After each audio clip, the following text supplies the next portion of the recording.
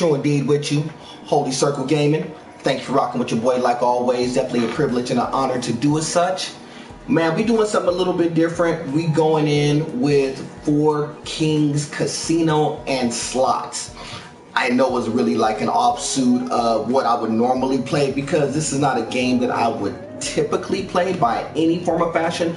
But, you know, if you just treat it as a game as such, it's actually a pretty fun game to play. I want to get on a table where there's like not too many people on, but all the tables are pretty occupied at the moment. So I can't really pop on a table that's really like, you know, not with nobody on. Every table got a little bit of people on there. So what I'll do in the meantime, I guess I will I guess I drop into a table. I don't know what table I really want to drop into. I don't think it much matter. I think everybody's kind of hitting like a table at a time. Y'all see that dude dressed like a pickle? That's crazy. That's pretty crazy right there. That OG dressed like a pickle. But that's pretty cool though. I'm not even mad at that.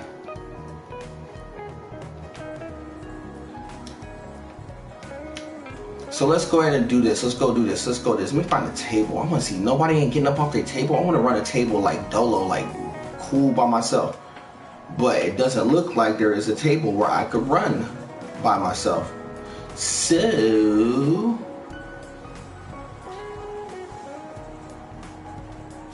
there's no blackjack table at all? Ooh, let me just I'll just run a couple right here real fast if y'all don't mind. Let's go ahead and run. Let's run a couple real quick. 15 against the 14. Jeez. I'm gonna go ahead and stand against that. He's probably got a 14 in the hole. He had 6. That's crazy. 24 on the bus, so we got that rolling right there. Actually working out pretty well. Not too bad right now. Just a quick little start. We're actually running a little bit of blackjack right now. Not for anything else because it's relatively easy to play, get in, get out. If I really want to try to bank in some money, I probably could. I'm going to go and stand on that 19. 19, split that up. So it's actually not bad to play blackjack, especially on here. I believe when you're playing blackjack on this particular game, I believe it's a 3-deck. 3-deck setup as opposed to a single deck. If it was single deck, this would probably be way too easy and everybody will be playing blackjack on here. Stand there. I know he got 17. Actually, I got 18. Jeez. But against a single deck setup, it's not actually that bad at all. So you can actually kind of run this pretty fluidly if you actually know what you're doing. I got 17 again. 17 is always that no man's land type of number when you're playing a game like blackjack. I'm gonna stand there again anyway. I know you got a 3 showing. You got 8. Probably gonna get 18. 21, which is actually worse. Well, it's actually one and the same, but you know, it actually would have been worse. I thought he was just going to flip 18 and just keep it moving. Solid 20 right there. We're going to go ahead and stand on all of that. A lot of face cards there.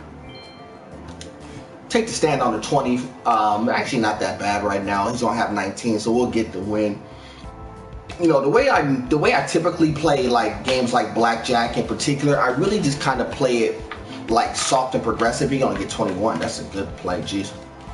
I just kind of play soft. I don't really go crazy and do like, you know, high bets, low bets, kind of, you know, I just kind of just ride it like a really casual, try to make good smart decisions and play the game casually as opposed to trying to like run it up and play it strong. I mean, I should have probably hit on there. I wasn't really watching the board. So like you see, I have like a 14 there. He has a 10 there. Ideally, I'm going to go ahead and hit here. The proper place to actually hit when you have a face card showing, get an 18, then you stand because likelihood of getting a 3 is pretty small. But he had 20. So I was basically in a no man's land when it comes to like this type of table right here. And when you're playing with like 3 hands, you kind of have to pay somewhat attention to what's going on. I have a 17. Max he has is probably 18, so I'm gonna still stand there. But he had 11, 21. Jeez, computer is like getting us right now. Ideally, you want to make good, proper plays. You don't want to play completely like off kilter. 15 there. I'm gonna go ahead and stand. I know he has like 19 or 20. Got 12. Maybe we'll get some run. Got 20 anyway. See, if I'd have took the 8, I would have busted anyway. So my cards were kind of in no man's land. Sometimes when you're playing on the table, sometimes your cards are kind of in limbo. 13 there, he got 11 there. I'm not going to take insurance, not on this particular game. If it was actually at like a real table, you definitely would take insurance, but in this instance I won't. I am going to stand there and play the 13 soft. He's got 14. Is he going to get a face card? He caught the face card I needed. I should have just hit it. See, what I'm doing, I'm kind of playing it like really like super conserved right now. Really probably shouldn't. I know I shouldn't hit here, but I'm going to. Yeah, I knew I shouldn't have hit there. I knew it was going to be a face card, but the cards were in no man's land. He had the 16 too. I'm not predicting right at all right now. So I'm probably down maybe like 317 there. I am going to... dog, that was the card I needed. He caught my 4. He caught my 4. I have to stand. He caught my 4. Yeah, he had caught my 4. The 4 came out with the other player, so the 4 that I needed is the 4 that already came out, and the likelihood that another 4 was going to come out was like very small. I got 6 there, so you know, definitely going to hit for sure. He caught a number, so he got 17. I'm going to hit here, probably get 16. Maxi could get a 16, so he's going to have to hit a couple. Oh, 18. I would have caught that other face card too. Yeah, it's not working right now. Wow. 19 there. So the 19 is actually pretty solid play there. So I'm not going to play, you know, too much. He's caught a 22. I'm going to catch that 19 and stand. 17 there. He had a soft 17. That's actually my first real win I had on this table playing three-handed. A little bit more difficult playing three-handed. 14 now. He's not surrendering. He's not flipping a 21. So probably 17, 18 is what I'm gonna put him on. He got 16. I'm gonna definitely hit against that 14 for sure. 15. I'm gonna have to hit against that 15 again anyway. 17 soft. I'm not going to catch a 4. Likelihood catch a face card, so I'm going to flip it to make it 17 anyway. So I'm going to keep the 17. He had like pocket rockets in the hole. Yeah, that's crazy. And there was actually a deuce in there. He actually flipped a deuce, and I actually would have been like a little bit better than what I would have expected him to actually have gotten. Automatic 21 would definitely take that automatic 21. So it's crazy, you know. It's funny when I started playing a game like this.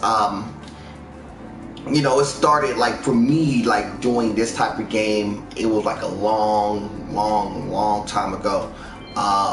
Probably when I was younger, when I really started into playing like games like this. But I never really treated this game as to really make money through. I know a lot of people use this tool. Because really it's like a tool for you to actually practice if you really want to take your skills out to an actual table.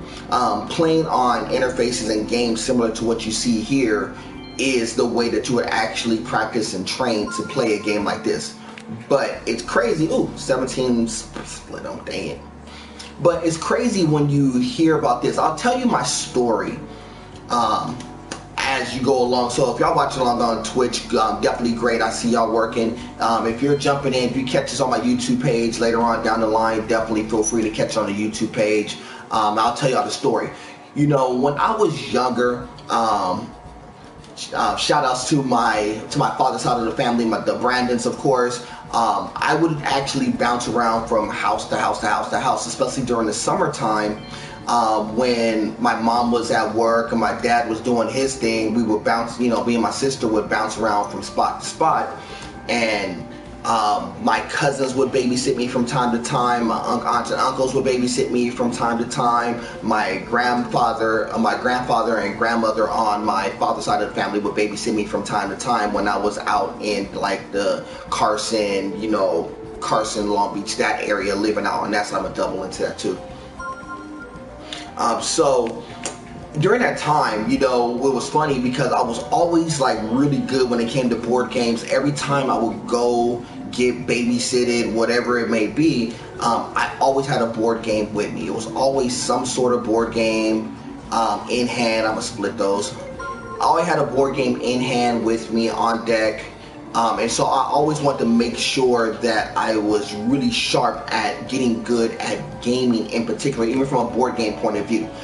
Even before I got my first console, which was a Nintendo, which was an Intellivision, prior to getting a 2600, prior to getting a Nintendo and stuff and such. One day, I was out there. I was out at my grandfather's house, and he was actually like looking at a newspaper and stuff, and he was talking about, like, I guess he had the newspaper right now, and I was actually, letting him know about, reading the paper and about horse racing or whatnot. So we were, somewhere in a conversation. I don't know if it was my cousin Jock or one of them. I don't remember who was saying it, but I was like, oh, I know a little something about, horses and horse racing, because I knew the numbers behind it. Even at a young age, even at the age of like, 9, 10, 11, I understood numbers pretty well. So when I was like playing games and stuff, and playing like Monopoly, playing games like that, I knew the numbers, I knew the math, so I was really good with the numbers. And then when it came to like the horse racing, they would have like the odds, like 2-1, 5-4, and you would read and things like that. And I think it was I don't know if it was my cousin Jock or one of them. I don't know if it was my cousin. I'm going to say it's my cousin in this instance, but I'm not 100% sure. My cousin was like, well, you know about, you know a little bit about this, what you read? I was like, yeah, I know about it. I said it with the utmost of confidence, by the way. So I was up there pretty confident about what I was doing. And I was like, was telling my uncle at the time, and I guess my grandfather heard, Walter Sr. had heard about me talking about the paper, and I was, was looking through it, was letting him know. I was like, oh, well, here's, I was telling my uncle or my cousin, oh, you should just pick this, this, and this, and you should be perfectly fine. Pick this horse, this horse, this horse, you should be perfectly fine. And I guess somewhere in the conversation, that conversation got to my grandfather. And so I remember, I was in the front, in the front living room, because in my grandfather's house, he had a front living room, and he also had a den back there. In his front living room, he was actually, I guess he was actually told, and I had went to the back, because I was going to the back. We had just had lunch. I went to the back. We were watching What's Happening. I can actually remember the show that we were watching. We was watching What's Happening, and when we were watching it, I was looking at the paper again, and he was like, well, do you said you know about horses. I was like, yeah. And he was like, well, take a look at it and see what you would pick. And so I gave him a couple of horses that he would pick, and I was like, oh, I picked this horse, this horse, this horse. And he didn't really go into a whole bunch of what's and whys, but I remember him saying distinctly, if you are not sure, it's going to be your butt. Like, if I was wrong 9 times out of 10, I would have probably caught like a spanking or some sort, or he would have been bad, because it looked like what he was going to do was actually bet on the horses that I was actually picking on. 13? Wow. And so when he was actually listening, I was like, I picked the horse, pick this one, and in the process, I guess he went out to the races, picked the horses that I picked, and they actually turned around and came through. A lot of them came through and won. I didn't know at the time that they actually had came through it and won. I was just told, like thereafter that granddaddy, my grandfather came through. He was like super happy and whatnot. And I guess it was due to the fact of the choices that I made at the time, making those picks, just randomly, like being, at this day and age, super swag, super cocky, making those type of picks and stuff. He was super happy. He had made a bunch of money. I wasn't over there that next day. I think it was maybe like 4 or 5 days later. Same conversation came up. hey, hey grandson, how you doing? Good, good. You know, gave him a hug, whatnot, everything was cool. So he was like, look at this paper and pick some horses. Picked them again. Worked out to be pretty okay. I didn't win on those horses, didn't like lose anything crazy for him, and so that was the thing. I mean, he didn't keep going back to the well with me, like doing it back and forth, but believe it or not, that was the begins of me and my quote unquote gambling as I would know it now. I didn't know it at the time. I was just looking at, reading all the information about what was in the newspaper, looking at the numbers, looking at the odds, making a choice, and just going from there. That's all I was doing. I wasn't really doing much in regards to trying to do it for real, but I had a crazy knack for, doing gambling games as such, and it was pretty crazy that it was happening like that, because I didn't know at that time that it would actually progress into something that cool, but not necessarily so much. So goes into the part of turning tables. So fast forward, maybe into I think it was late junior high, maybe the first part of high school. When there was these little games and stuff, and so we would we would hang out in high school and stuff. I'm gonna go ahead and hit this. We would hang out in high school. Shout out to my boy MR2. We would sit there and we would we would bet on this, and we would bet small stuff we bet. I remember one bet that we made that I remember it was the Lakers versus the Bulls. And I was me being a diehard Laker fan, I was like, the Lakers are going to win. Not knowing that this was the same finals where Jordan does the one hand, scoop it with the other hand up and stuff, and he does that, and they break down the Lakers. Worthy was hurt. I didn't know, at the time, not reading, not getting no information, I didn't know that, players were hurt, the Lakers weren't at full strength, Chicago was, Jordan was that dude. People were always saying Jordan was going to win, the Bulls are going to win, they're that good. Didn't know. So went there and lost that bet. That matriculated into other small stuff. In high school we do dumb silly stuff, and so we was out there one day. I think it was me, MR2, and I can't think of the others who was playing at the time, but somewhere down the line we got our hands on some dice. And so we were sitting in high school, hanging out, chilling, and we up there throwing, we just throwing dice. And so in the process of throwing dice, people, we would get the dice that weren't loaded, everything was on the up and up, nobody was cheating, none of that funny stuff was going on. We played dice straight up. And so when we were playing dice, we'd be hiding, be on the lunch break. I would have my little $10 that my mom would give me for lunch money and whatnot. I know mom's gonna hear this, she's gonna be super mad. I never ever told this story, but we would have lunch money and stuff. She would give me $10 every week like clockwork. That's all we got. This was in the early 90s when this happened. Got the little $10, and it was supposed to be for lunch, because lunch for the day was $2 a day. And so sometimes I would go and get the lunch, sometimes I would not get the lunch. Sometimes I would just get some snacks. Other times I would sit there and actually throw dice. So we would throw dice for $1 at a time. I turned my little $2 or $4 at the time into $15, $20. That's how I was able to get some of my cassettes and stuff that I had back in the day. I would actually do it, throwing dice with the boys, believe it or not. And crazy enough that we would throw the dice and we never, ever got caught throwing dice, believe it or not. We used to throw them in the classroom. We used to throw dice. We were so bad. We used to throw dice in the classroom. We would throw dice on breaks. We would on our nutrition. We would throw dice on our lunch breaks from time to time. We would just we would throw them every day, but we would definitely get into it from time to time. And the times that we actually played, the times I was actually good. And with dice, as y'all well know, 90% of it was luck and stuff. But it was weird because I always felt bad about actually doing it. Yes, I was, yes, I was playing. Yes, I was actually winning a little something. But even though I was winning, I always felt bad about it because I always knew, being a Christian, being a church, this goes into the God above everything moment, follow me. You know, if you go through like the stories, you know, one of the things that you hear as far as like Bible stories is concerned, and one of the things that stuck with me is that when Jesus went into the place where they were gambling stuff, and he basically turned all the tables over because he didn't want to see people gambling.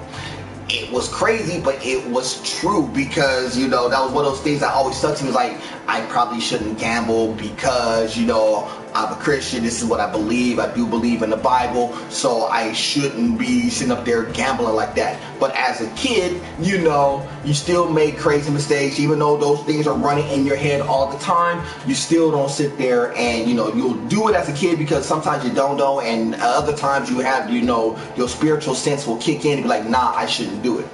But yeah, so from time to time we would be throwing dice and stuff, and I would actually win, and I would actually make money off of it. Other times we would play a game called Get Like Me. If y'all know anything about Get Like Me, one person get a quarter, another person get a quarter. Y'all flip the quarters and you call it in the air if the quarter's going to match, or if the quarter's going to be odd. So, or if they match up, let's say if they are even, you flip the coin, I flip the coin, you call it, you say they're going to match up, and then you will win the quarter. If they don't match up, you will lose the quarter. That's basically how that works. So you basically play it off the flip, and basically off the flips, a lot of times I would win. No, sometimes I would lose that, sometimes I would win. That was kind of like more random, more so than anything else. But, you know, we would do that, and that's what got me on that path. It got to the point where it was getting bad that, you know, I remember one time that, you know, we were, you know, playing, and it was like, dog, you know, at one point we thought about doing it like with some of the boys at church, but we thought better of it, you know, because it was like, yo, we got money, let's just do this. You know, we were young, immature, didn't know what we were talking about, but thought the wiser of it, because you always had that running parable in your head about, you know, you don't want, you know, things to get turned over. But it was crazy, the turning tables. I'm gonna get to that in a minute, about how tables were always turning, even though in these situations it was like, it seemed like they were turning over for me, but a lot of tables were turning in the process. So fast forward from that particular point when I was actually, you know, like playing and throwing the dice and everything. I actually like that perspective better. I'm gonna go ahead and I'm gonna stand there. So if you actually take that and fast forward that into like going into college. Now, in college, you know, I was actually good at a lot of stuff. I'm not, and that's not to say anything from a bragging point of view, because that's not necessarily bragging, but I was always pretty good when it came to like gaming and stuff. Shout out to the Ace and Queen of Hearts. We would hang out from time to time, and we would play like Street Fighter, things like that. And we would get our game on. But, you know, shout out to the Ace Queen of Hearts. So I would hang out with them like as often as I could. But there was other people who I hung out with. There's other people. I went to Long Beach State University out in California, and in the process of that, there was always people in my high school who had went to the same college at the same time. So when we were hanging out and, you know, and stuff, one day I was in one of my classes. I think it was our geography class, if it was not mistaken, where it was me and Ace of Hearts, my boy the Ace of Hearts, and then it was Becky in that class. And so we, you know, I met my boy the Ace of Hearts. I met him in high school as well. He was dating a real good friend who was in the band. I dubbed him the Ace of Hearts because that's like, he's part of my squad, the Four Aces, of course. His wife, who he's been married to for like 25 plus years, probably a little bit longer than that, you know, dub her the Queen of Hearts, part of the Four Aces, of course. I, you know, was hanging out with him, but in the process, it was one day where he didn't go to class, and I noticed that somebody else in the high school was there, and it so happened to be Becky.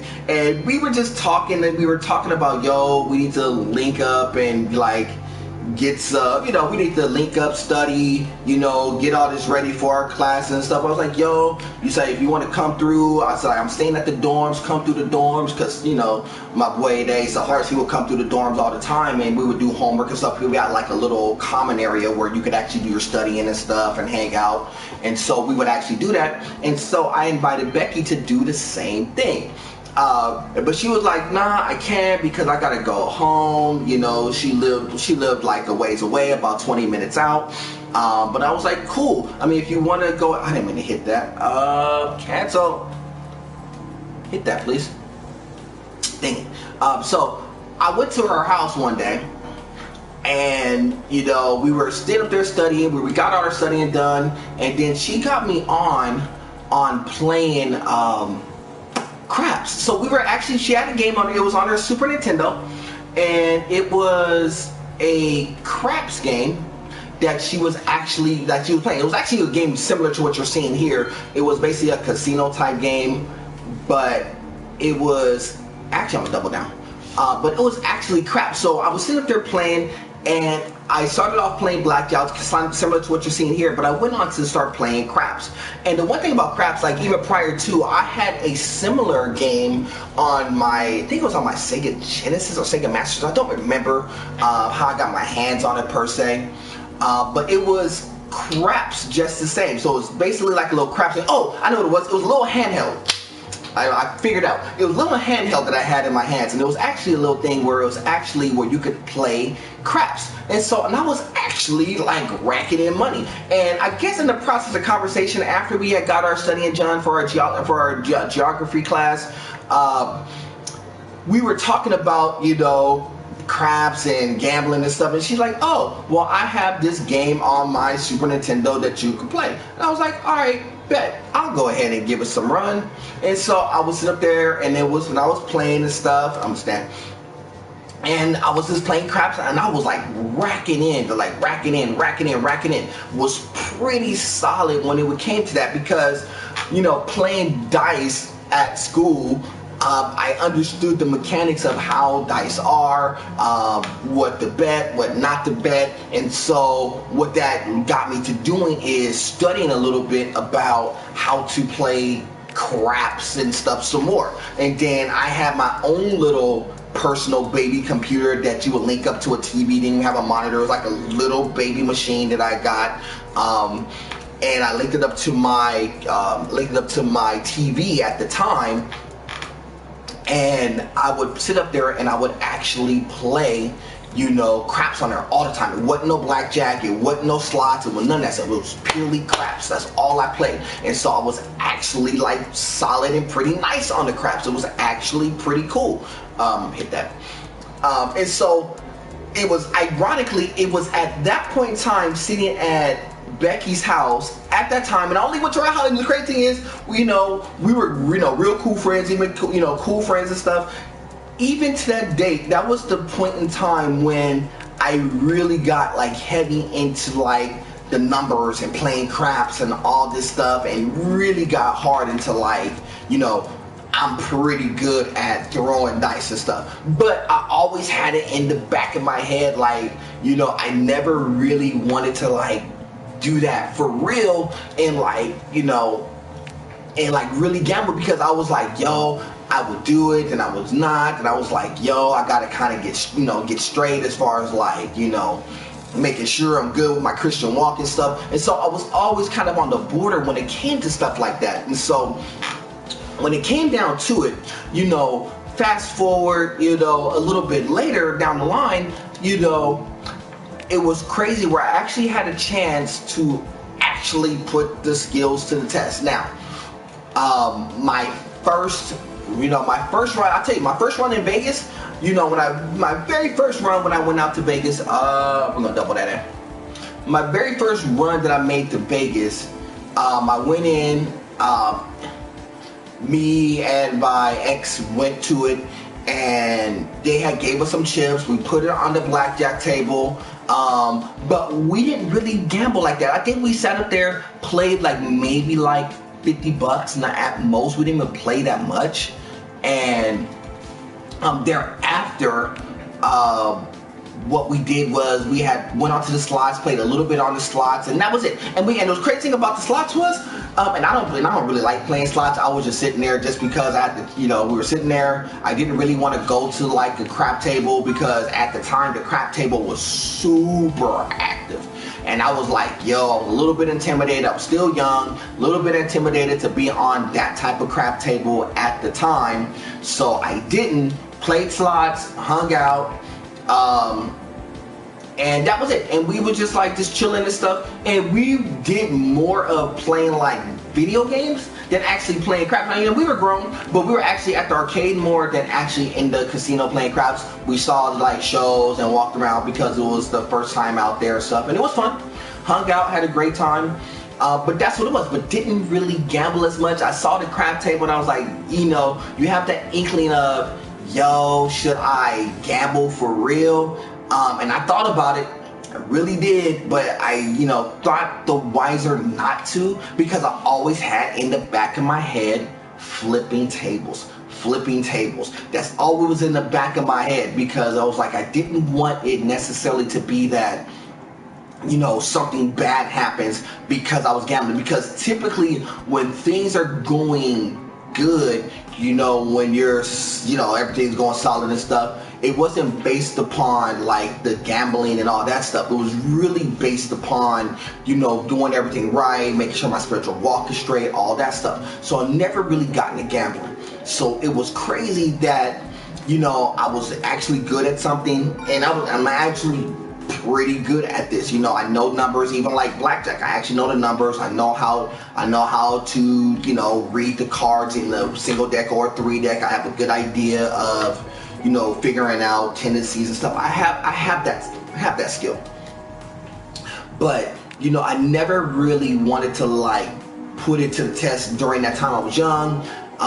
You could call it scared, but it really wasn't that. It was really always that when I was actually doing stuff like that, something bad tend to happen on the back end. And it was pretty crazy that I say that. So let me kind of backtrack a little bit. When I was like in high school, gambling and doing all that stuff, and actually doing my music and stuff too, I actually like kind of slowed up, but something happened. The one time I was like, when I was like really good into gambling stuff and really getting a little bit reckless, my cousin Cody passed away. Rest in peace to my cousin. My cousin Cody passed away due to some silly stuff I'm not going to get into. If y'all really want to know like for what reason or why, y'all could definitely throw it in the comments. Y'all could definitely ask me at a point in time. I'll get into it at a later point. Just don't want to get into it necessarily right now. Something bad happens. When I was gambling in college, it was crazy. Like the one time, like everything's going nice, clean, smooth. One of the two rare, I'm driving. I had 2 accidents in my life. One of the 2 accidents happened shortly after that story I told you with Becky going to her house and all that stuff. It was a short time thereafter where I was driving my mom's car and I got into an accident. Well, I wasn't at fault, but I had gotten into an accident. It was just so happened to be. It's just like it was the Lord's way of Him flipping the table on me. Just this happened. You're doing this, you're making money, everything's going good. Cool, I'm gonna flip this table on you. Just to let you know that even though you're kind of good at this, you should probably cool out on this, because yes, things could definitely change and happen. And that's really how it was and really how it came down. Fast forward that into later on down the line. I'm gonna fast forward the stories. I can tell you a lot more stories about instances where it was gambling stuff, but I actually, cooled out on that. Really started locking in on my Christian walk. Really started locking in with my group and my music and stuff, and really was like super focused in, doing the right thing doing the right thing, making sure the Christian walk was right. And I always said that, gambling was not a part of that equation. Even though, yes, I could have used the money, I could have needed the money, easily I could have made like a bunch more money in doing this, believe it or not. It was one of those things where I just knew that in instances, even though it was like instinctively, and I didn't know at the time, that, tables will flip when things like that would happen. So when I was actually locking in, cooled out on the gambling, situations happen, cool out on that stuff, that's when my crew, Cross Culture, we started taking off. That's when everything was starting to like turn into, be pretty solid in my life at that point in time. Everything was rolling really smooth, really smooth, really smooth. Fast forward, things happen in my life. I go through, get married, even then it was like I turned like some of the gambling aspect into different scenarios. So how that worked out for me, just for an example, I'm sitting there at Best Buy. Shout out to all my peoples at Best Buy, appreciate all of y'all. It was one of those things where we would sit there and we were good at games. So all of us were like, we were like rock stars when it came to like gaming. I ain't gonna front. Shout out to my boy Sean, shout out to my boy Kenji. All of us were like really fire when it came to gaming. So it didn't matter what it was. I didn't care if it was Madden, I didn't care if it was Street Fighter, I didn't care if it was stinking Guitar Hero, Rock Band, whatever it was. We were pretty good at it. Y'all wasn't messing with us. So we would be in our break room, like real talk, quietly quietly like gambling and putting money on, like on the low. Yo, let's get this Madden game in. We didn't play for money because we knew not to sit there and be like, oh, well, I got money on it. So we would play for lunch. So we'll go in there, we'll play, we'll like, yo, this is what we're gonna do. If you win, you win, you pay for lunch. I win, you will pay. Let me say it right. If you win, I pay for lunch, and if I win, you pay for lunch. That was the running conversation piece. So we would play Madden, we would play Street Fighter, and it'll be real quick. Especially the Street Fighter matches, we have like 30 minutes for lunch, and we'll go in there, purposely get our Street Fighter in. Yo, we play for lunch? Yeah, let's play for lunch right here, right now. Cool, play for lunch. Sometimes you win, sometimes you lose. Still a form of gambling, by the way.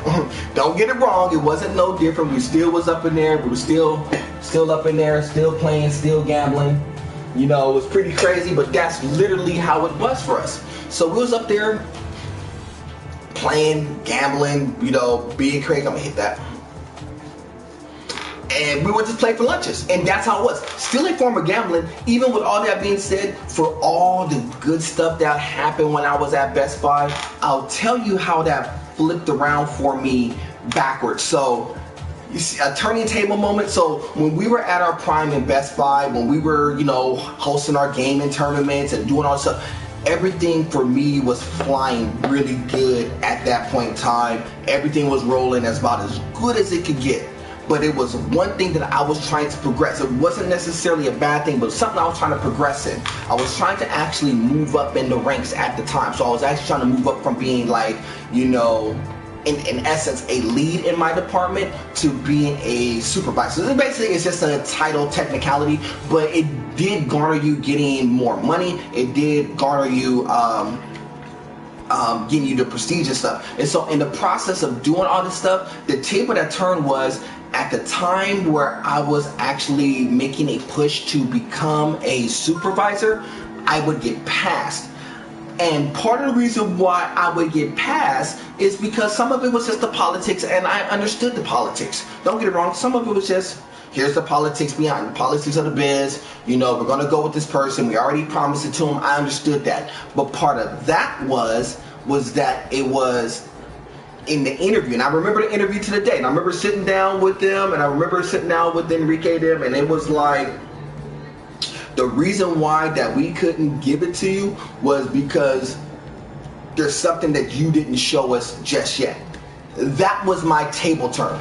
Yes, I was, one of their top flight associates when it came to it. It wasn't like they didn't think I didn't have the skill set to actually do the job. The only thing that happened in that process was is that in the process of learning this, learning my job at Best Buy, the crazy thing about that is that they really didn't look at me like that, because like I said, you're gambling, you're doing all this stuff, and the tables just flipped on me. The tables turned pretty crazy on me, and that one threw me for a loop for a little bit, because I was like, yo, you know, we generated all this money, the gaming department is flying high, and it was really due to how good, how good that myself, my boy Kenji, a lot of us, how we put it together. I mean, it wasn't just me. I'm not going to sit there and be like, oh, well, just all me and nobody else. No, the whole team in its entirety actually was super solid. I remember them asking for me to yo, train this person, train that person. I would. As a regular associate, I was doing all the things necessary to become a lead. I got employee of the month, employee of the quarter, got all that stuff. My department was the top rated gaming department at all of Best Buy at one point. We were the blueprint for what a lot of other stores did. That's how good we were at Best Buy, and that's no gas. You could go into the store right now and see all the wall accolades, because they still sit on the wall even to this day, all the accolades. But at the time when it was time for me to get my time to actually lead the team, the table flipped on me and I didn't get a chance to lead. And part of it was because it was me doing the dumb stuff, gambling, being immature, things like that. It was the small stuff that was happening at that time that took away from me getting an opportunity. It's the Lord's way of saying that even though you're doing good, even though things are flying high, you're still doing this, you're still gambling, you're still doing the stupid stuff, table flip, here goes something bad for you to come in right behind it. That's literally what happened to me at that time, and it was pretty crazy. And so in the process of doing that, let me hit this.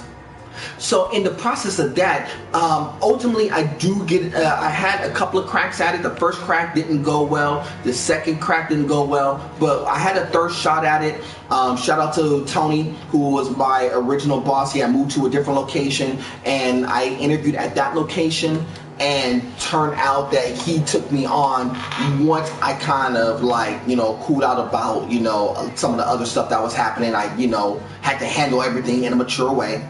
I did. I was still upset at the time. I remember being super upset about not getting the position in the store that I actually helped to build, helped to create. I wanted to lead in the store that I actually helped build, but in this instance, I had to go to the person who actually taught me, and so that was cool. When I had a chance, go to the other location. Shout out to the rest of my Best Buy team on that side. They know who they are.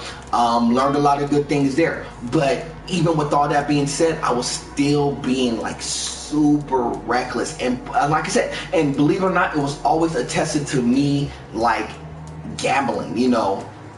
As soon as I got a little bit of swag, got a little bit of money in my pocket, doing the same thing, still gambling, oh yo, I'm still good on the sticks, gambling, playing around, acting a fool, doing that stuff. Things turned over, and it was super bad. I remember going through a crazy scenario in my life where I was going through the divorce and all that stuff. And even at that point in time, I moved to Vegas. So with all that being said, I was in Vegas, and this is where the craziness of this would happen. I was going to Vegas.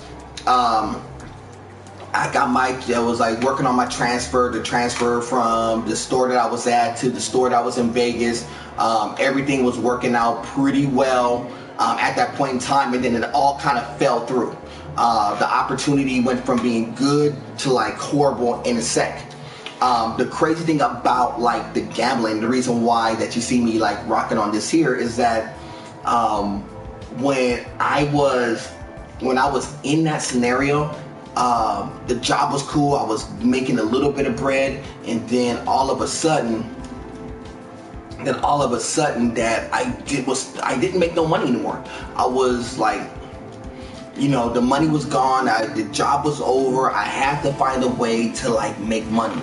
And so being in Vegas, it wasn't like that. I mean, there was jobs there, but it wasn't like it was just jobs aplenty where you could just fall into any type of job. And so for a period of time, I had to figure out something.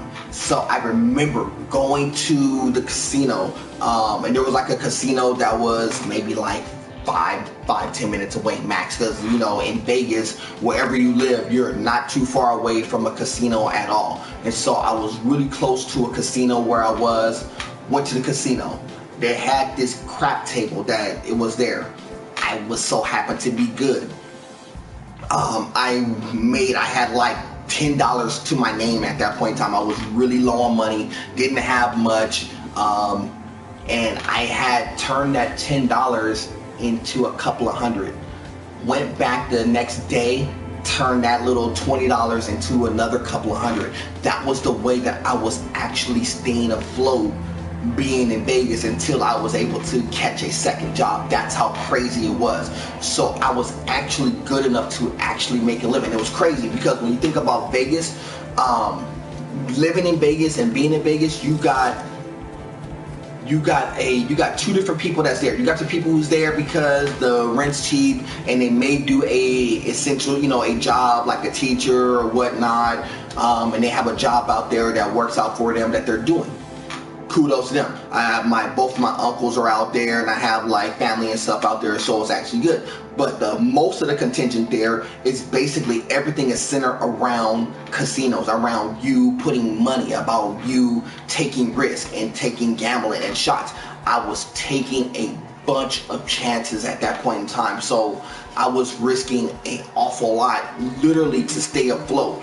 And so I did. So I would sit up there gambling at the tables. I was making money. I was actually making enough money, but it was almost to the point where, I was almost like reliant upon making that money. And it was crazy because you would think that, well, oh, it's Vegas, you probably could be okay, if you have like good discipline, you can stay away from it. Yes, for a good period of time, I stayed away from the casinos in Vegas for a period of time, and for a portion of time, you were there, you could walk the strip, you could do a whole bunch of stuff, but you didn't have to be on the tables if you had the discipline not to be.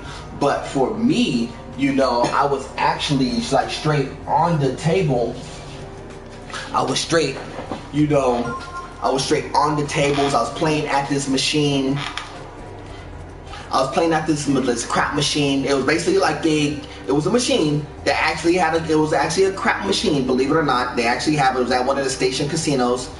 And I was there and I was just making money. I was making, rent money. I was making grocery money. I was making enough money to actually make it worth my while. And I noticed people, they live in Vegas, and that is literally what they do. They are basically living off gambling. But even at that being said, with all that going on, I was making the money, and it was literally just to stay afloat. It was really risky. The tables really turned on me really fast, because that's when everything started to downturn for the worse.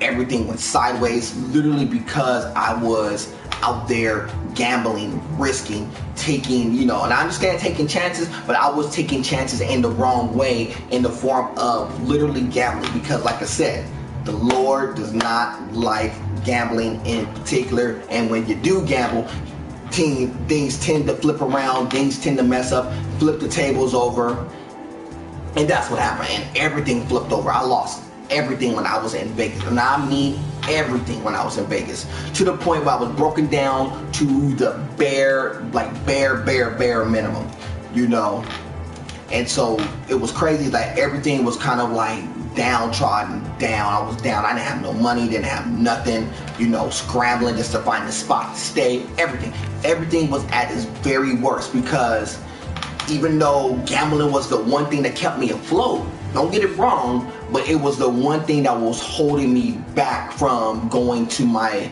true destination. Yes, I mean, easily I could have asked, family to like step in and stuff. Easily I could have done a lot of different things, but I just didn't do it. I just did the wrong things all the time, and it was pretty crazy that I was like so reliant upon gambling, and the Lord just turned that table, because like, look, you're reliant upon the wrong thing. You're relying upon your skills and your skills, your talent, you're this, you're that, and not relying upon me, as in God. I wasn't relying upon God to get me to point B. And it's crazy because you know, I remember going through that scenario, and I don't sit there and like rehash the past, but I tell you this story because yes, we all have it. It's not like I relive it and it was like, oh, I happen to be good. I'm good at this game. You saw that I've been playing this game casually. I probably went from having like, I think I started off with 17. I'm at like 2100, probably inching towards 22. And I'm not even, and here's the thing, I'm playing the game casually and I'm not even trying, to be honest with you. I'm not really trying to play. It's just, I naturally kind of know certain plays and tendencies and stuff when it comes to this stuff. That's what gambling is.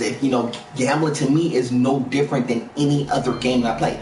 Playing craps, playing blackjack is no different than me playing Madden or me playing like, Soul Calibur. It's really no different. There's no difference between the two for me. I treat it exactly the same way, with the same discipline, with the same patience, with the same everything. Everything that I was taught, I could do it in the form of in the casino at any point in time. Yeah, I really could, especially in certain games. No, I could not do it in poker and some other stuff, but I could definitely do it in games like you see here. And the reason why that is because yes, being a gamer, this is all this is. If all it is, gambling is just a game. And if you so happen to be good at said game, the difference is you could play for a lot of money. It's funny because like my wife now, she tells me, why don't we do this? Why don't we go to Vegas and why don't we do the come up? It's because the reason why, and I never really had a chance to kind of explain this to her, and I kind of told her, but kind of like, it's the reason why I don't gamble at all. Easily I could go to any spot, gamble, play, win, make money. But every single time for me that I actually went in that route to actually do that, something always bad happens because it always goes to that spiritual parable about the Lord flipping the tables about when people are gambling. That's why I rarely play gambling games as is. I mean, I could play in the form of a game right here because it's literally just a game. I don't treat it as an enabler for me to like, ooh, I need to go out and go gamble for real. No. For me, it's like the reason why I really don't do it. And I know we talked about it, me and my wife, we talked about it for times like, oh, we should go out and go to the casinos and stuff. But realistically, I just wouldn't take that avenue 9 times out of 10, only because once you go down that path, it's hard to come back from said path. And typically 9 times out of 10, when you're gambling in any form or fashion, you gotta either be like, when you're gambling, the Lord's going to turn the tables on you. That's really what it comes down to. If you're a Christian, you're a believer, the Lord will always turn the tables on you, and He will let you know that stop being reliant upon your own skill, be reliant upon me. That's really what this comes down to. Then that's why I kind of dub this turning the tables, is because, anybody can really do this. I could teach anybody a lot of the skills and a lot of the techniques to actually do this. I'm gonna actually just keep this. But 9 times out of 10, mainly what this comes down to is just, if it's a sin to do that, to do something like that, then why would you go down that path? That's the reason why I don't. That's the reason why I don't go to the casinos like that. And if I did, it would be in a super minor capacity. I wouldn't be trying to do it to come up. I would just play the game literally to play. I'm not trying to play to even make money. And even if I even did that, to be honest with you, because like I said, anytime that I was gambling for real, something bad always happened behind it. Yes, I could play in the game, but this is why I don't play around. This is why I don't do lottery tickets and all that stuff. And it's one of those things that, being raised and, much love to my mom, much love to my sister, shout out to them. Shout out to my chickadees just the same, shout out to my chickadees, shout out to Q, shout out to Miss Silhouette, of course, shout out to Miss Trin, shout out to my chickadees, of course. My mom kind of raised me in the fashion of, always try to do the right things, make good, solid, sound decisions, and make sure that you uphold your Christian walk as best you can. that's always the way I was raised. That's always the way I go about it. That's the reason why I don't do a lot of things that people typically would do. And that's why I would say it is truly, when I tell you it is God above everything, it is.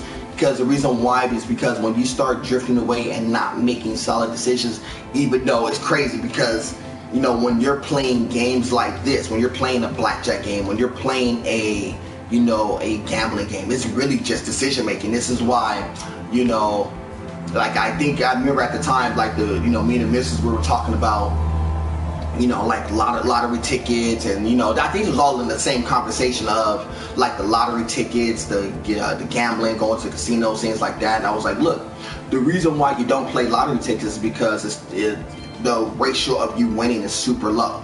We were watching somebody on TV like scratch a whole bunch of lottery tickets and stuff. I was like, look, yeah, he scratched off a bunch of lottery tickets, and the most he made was the equivalent of maybe $300. In essence, gambling. You're gambling on the fact of like, you know, this is, you know, you're going to win based upon a scratcher, which your ratio of winning is super low. Stand there.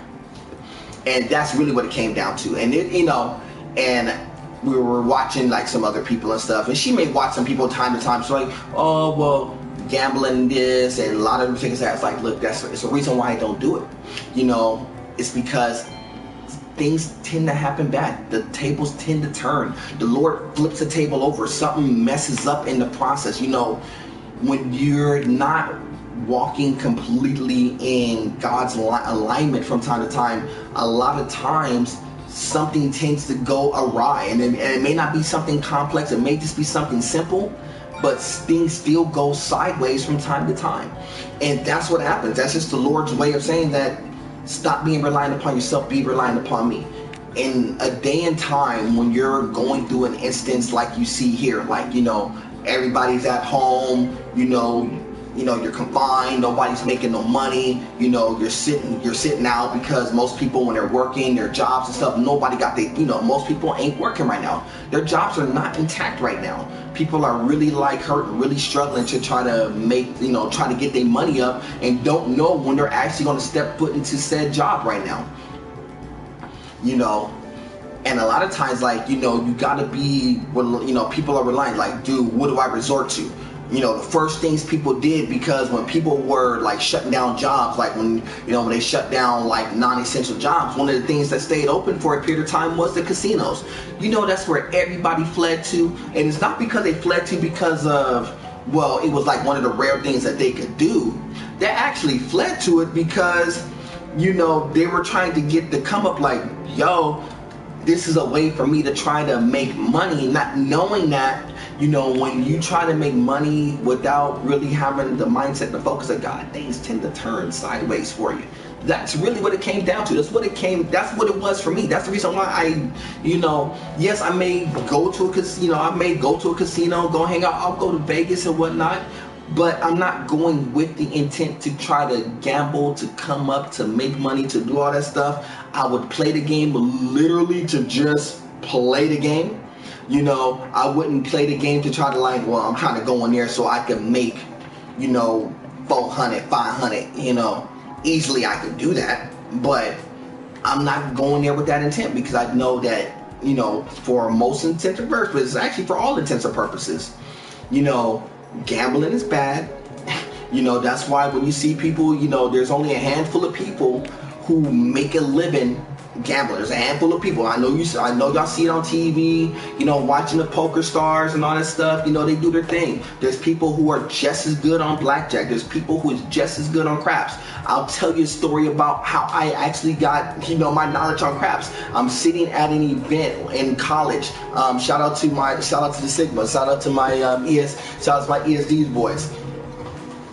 We're sitting up there. We're at an event. It was basically like it was a fun event. It wasn't for like real money. We were doing it just to like see who could come up with the most money. You go into like a drawing and a raffle and you win prizes. That's really what it was coming down for. It wasn't for no real money, so we were doing it. I was actually doing pretty decently. This dude came by and I was looking at the crap table. I was making like bets and stuff on the crap table at the time, and I can't think of dude's name, Oh, actually, no, it wasn't. It wasn't college. I'm sorry, it was not college. I take that back. I was in college. Sorry, I was in college, but it wasn't for me. I was with my ex at the time. We was at one of her events at her school, and what had happened was we were there. We were rocking around. And what had happened was one of the teachers came by and said, "Oh, let me show you how to win at this game. Let me show you the techniques that I use and how to win at playing craps." And so he taught me how to, like, you know, and I'm not playing craps on here, I'm just playing the blackjack right now so I can actually tell the story. But if I actually told it to you from a craps table point of view, I could actually show you, and it actually does work when you actually execute it. And that was the way that I was able to, like, do pretty well, because I actually remembered a lot of the techniques that he taught me and some of the stuff that I knew about ratio and odds and how to place bets when. He taught me how to like backlay and do certain things that I didn't know how to do at the time. And once he taught me that, and he came in, he came in with, I think it was like let's say $500 worth of chips at the time. It was not playing for real money, but it was $500 worth of chips. He came in, he sat at the table for all of like 7 minutes. It wasn't even that long. It was just long enough for him to talk about it while he's doing it, by the way.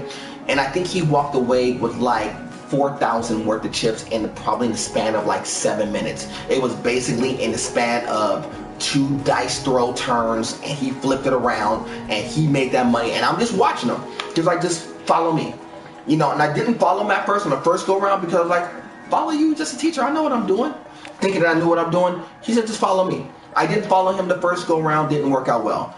I followed him the second go round, and I had turned my little $100 into like 5. He was already at 5. He was already at 5K. And he wasn't even there that long. He was only there long enough to really just teach me how to do it and dip. I mean, it was crazy. He had did what he did, taught me what I needed to be taught, and turned around and dipped. And I didn't see that. I didn't see him for the rest of the night until I think he had even gave away his winnings and his money that he got, and got his like little raffle tickets and whatnot. I think he even gave those away, because I didn't even see him again. I think I saw him for a brief second right when he was dipping, and that was the extent of it. And I remember that I didn't win in the drawing per se, because the drawing is a different thing altogether. But he's the one who actually taught me, like, in essence, how to be successful on the crap table. And utilizing those, you know, I utilized it in like this little game I was playing, similar to what you see here. It was like a little poker and crap table game that I was playing at the time. And that's how I use it. And once I got those techniques dialed in and stuff, it was like crazy. It was sky's the limit. It was like I actually knew it, but it was one of those things that I always knew in the back of my head. Like, even though I knew what it was, the knowledge that I got in that, you know, I knew it was something that I knew it was something that was going to come into play, and it did come into play, and it helped me and hurt me all in the same motion. But it was one of those things that, you know, it was crazy that when he did it, it was just so shocking. And once it was done, I was like, I just didn't know what to do next thereafter. It was pretty crazy. But, you know, even then, the tables turned, because once I started learning and started like getting the chips and stuff, I didn't win anything at the time. That was still the Lord's way of telling me, I'm gonna flip the tables on you. You shouldn't be doing this. It was crazy, but that's how it was for me when I was running at the time. And that's why, you know, even in talking about it to this day, it's like, even at any point in time that, you know, you go through a situation, is that you don't want to sit there and deviate from God's plan. So if God has a plan for your life, you don't want to deviate from it. I know you want to think that there's certain things that you could be able to do on your own, but a lot of times you just got to be simply just relying upon God. Hopefully that everything plays the way that he wants to. Everything's not going to go perfectly, and everything's not going to go the way that you tend to see it all the time, but things will go the way that it's supposed to go. But you got to be relying upon God to make certain things happen. The time that you think that gambling and things like that is going to be like the ticket and the way, that's the time when things tend to turn over and not go the way that it's supposed to. You may think that, oh, yo, I want a buttload of money, but things tend to happen on the back end that you don't like. You know, I've seen people win money and get beat up for said money after they won. You know, sit up there throwing dice in the hood. You hear the stories all the time, throwing dice in the hood, you win a whole bunch of money, then all of a sudden somebody get mad that you're winning money. They get mollywopped for all the money that they have, for their clothes, for their shoes, and they sit out there butt naked, out in the street somewhere over some money, over gambling for some money, because that's the way of the Lord turning tables, like, you shouldn't be here. You see how that works? That's why I kind of labeled this turning tables. That's why I want to give y'all a little bit of an insight of, you know, about that and about the reason why I really just don't gamble like that for real. I mean, like I said, I treat it like a game, and I know it's super easy to like go in there, and I know like a lot of people who are successful, at, you know, gambling and stuff for real, like the real smart ones, like, you know, everybody said, oh, you're MIT guys, all the people, why they're successful at it? It's because it's the same way like I just taught you. They treat it as if it's games, numbers, probabilities, and once you kind of understand all the aspects of the game, you'll understand how to win said game, and thus you'll win said money. But people in the process will understand that even with that being said, things tend to happen bad during that time too. Anybody who's gambled for a long period of time has got themselves into like some serious trouble. Like I said, it's only a handful of people who make a living gambling. A handful of people. And for most common people who think that, oh, well, they can make money gambling and make money winning, I highly doubt that. Because like I said, even though you may be winning in certain fronts, you know, you may have the money, you may have certain things that will get you some juice, but in other aspects, you know, you may be losing on a whole bunch of other fronts you just don't know about, or you may be cutting off blessings down the line because you're doing something that goes against biblical teaching. So if you definitely believe in biblical teaching, then you'll understand the premise behind that. So that's why I want to go in and drop a little something for you. I did drop this on Twitch, but I am going to drop this on my YouTube page later on down the line, because one of the things I wanted to do, I want to definitely get some more live streams, some more live feeds for y'all, and I want to kind of test out a few different things in the process. So in the process of testing out a few different things from my live, I wanted to kind of I'm not standing there. In the process of testing some things out for the live, I had to, you know, want to go ahead and give y'all a little bit of more insight about me, just so you kind of know and understand, like, you know, this is the reason why the way that I am in regards to certain things. And one thing about, you know, gambling and stuff like that is that, you know, I really just don't do it, even though I tend to be good at it. I mean, and it's crazy. You know, even thinking about it now, it's like, man, I remember going to like the casino and actually doing pretty well. I remember gambling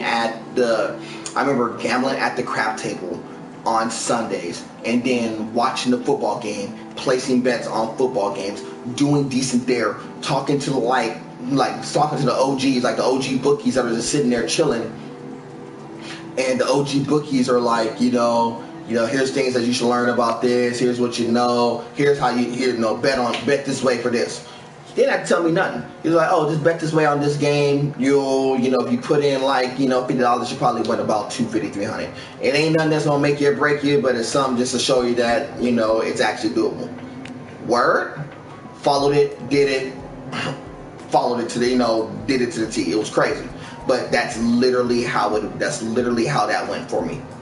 But that's how it was. I was just there, and it was to the point where it was like really to the point where it was like consuming me, because I knew that I could make it, and I knew that I was successful at it, but I was being more reliant upon myself and my skill, as opposed to being reliant upon God and having Him bless me. That's really what it came down to.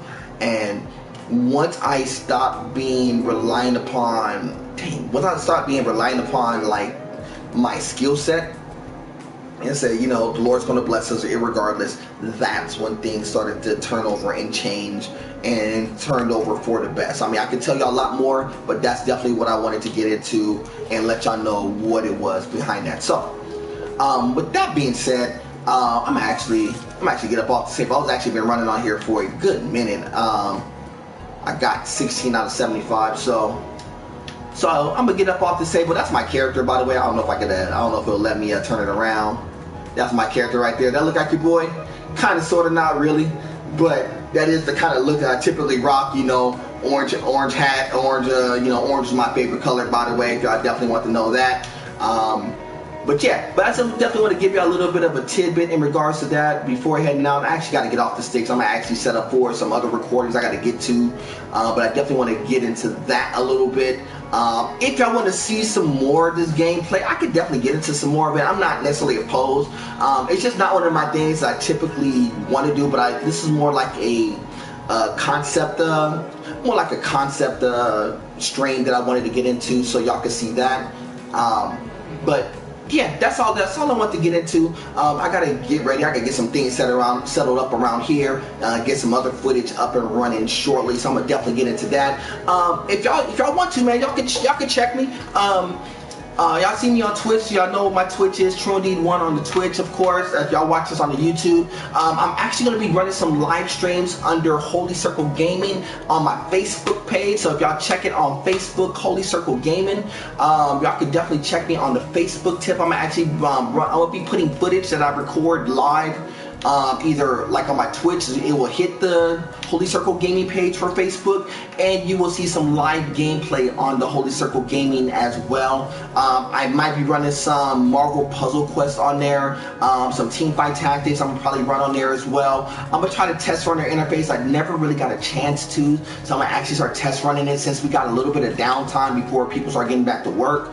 I'm gonna actually try to go a little bit hard in the paint in that regard, and maybe see about how that interface works to see if it's actually a viable option as opposed to Twitch. But I definitely want to test run and see where we were in that regard.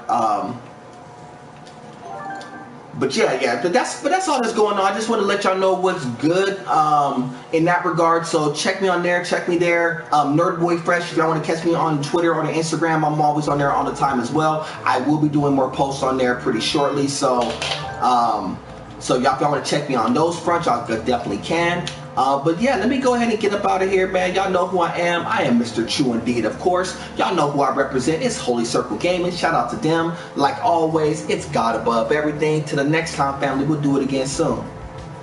Salute.